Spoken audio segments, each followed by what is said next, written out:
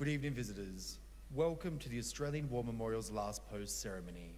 My name is Dennis Stockman, and joining us today from the Royal Australian Navy is Chief Petty Officer Tony Mayer. We warmly welcome the family of Private Arthur Herbert Smith, whose story will be told shortly. We welcome the veterans who have served, those that are still serving, and the families that support them.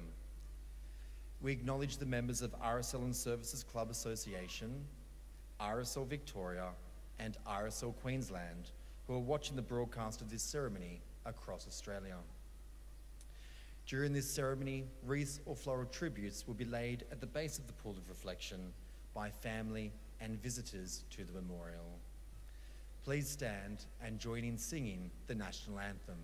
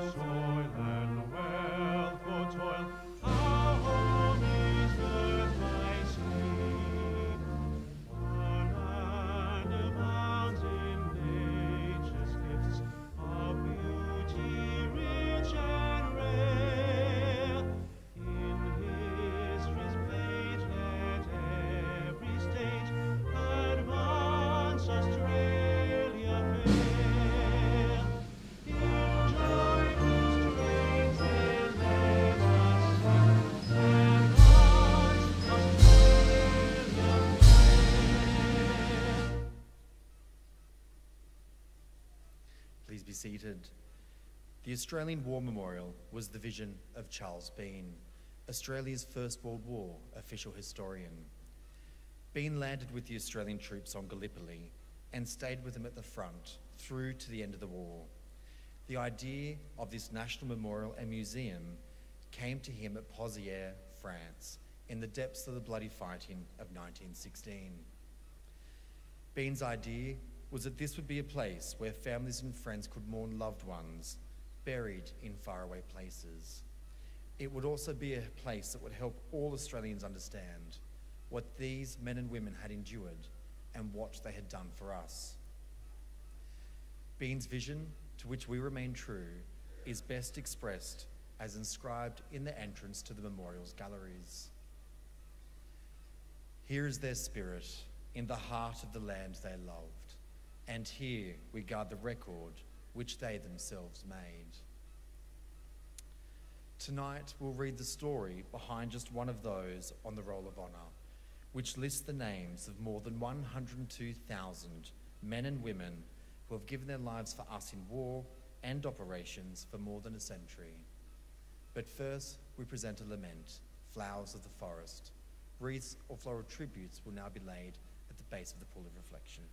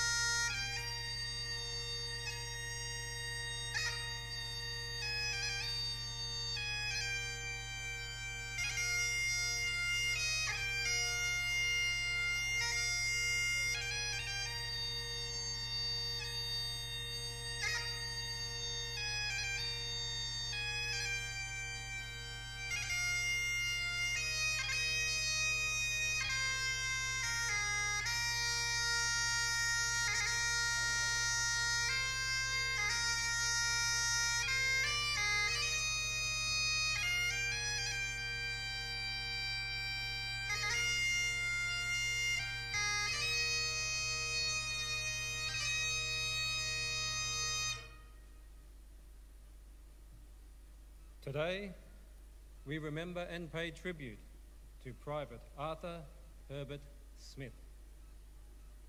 Smith was born in 1894 in Moree, New South Wales, to Thomas and Mary Ann Smith, one of their 8 children. Smith grew up in the local area, attended the local school, and went on to work as a shearer and labourer in the Moree district. Smith's first attempt to enlist early in the war was rejected as he did not meet the physical standard at the time. His chest measurement was too small. Turning 21 in 1915, he tried again and was accepted, enlisting in Moree on the 19th of August. His elder brothers William and John also joined up in 1915, as well as younger brother Albert in early 1916. Smith was assigned to the 2nd Infantry Battalion and allocated to Charlie Company for training. The 2nd had recently been fighting at Lone Pine on Gallipoli, and after suffering heavy casualties, needed reinforcement. Yet Smith remained in Australia, training for some months until finally departing for Egypt on the 8th of March 1916 aboard the troop ship Star of England. In April, Smith was transferred to the newly formed 54th Infantry Battalion, then stationed at Ferry Post, guarding the Suez Canal. Most of the men with whom he had trained and journeyed overseas joined him in this new unit. In June, they were sent to the Western Front, arriving in northern France in early July. Smith's first battle later that month was dreadful. The infamous attack at Fromelles, where the 54th Battalion suffered heavy casualties, and the Australian 5th Division some 5,500 casualties in 24 hours. Somehow, Smith survived.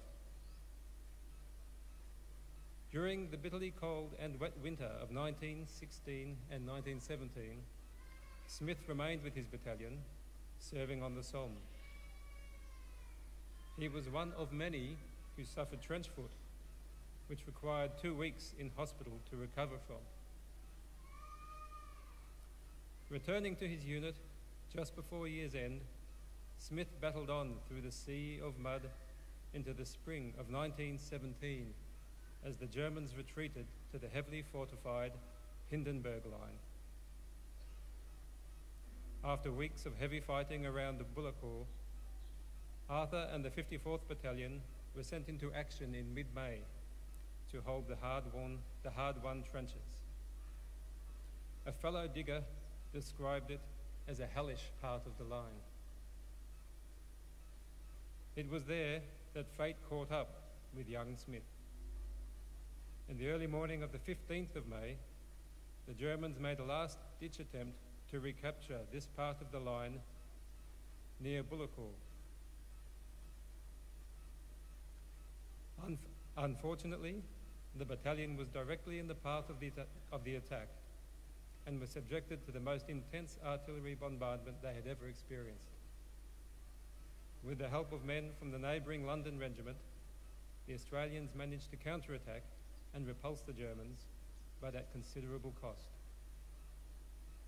The 54th Battalion suffered almost 300 casualties in just a few hours' desperate fighting.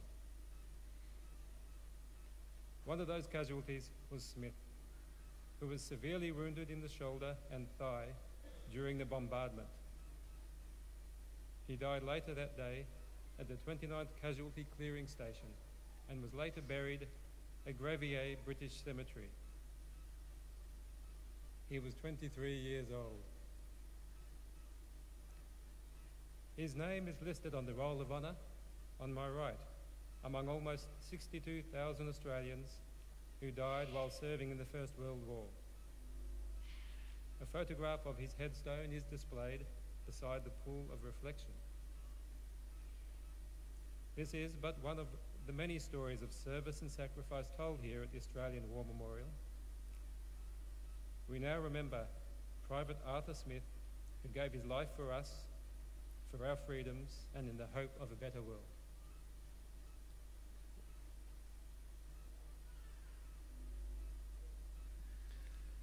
Please stand for the reading of the Ode and the sounding of the last post.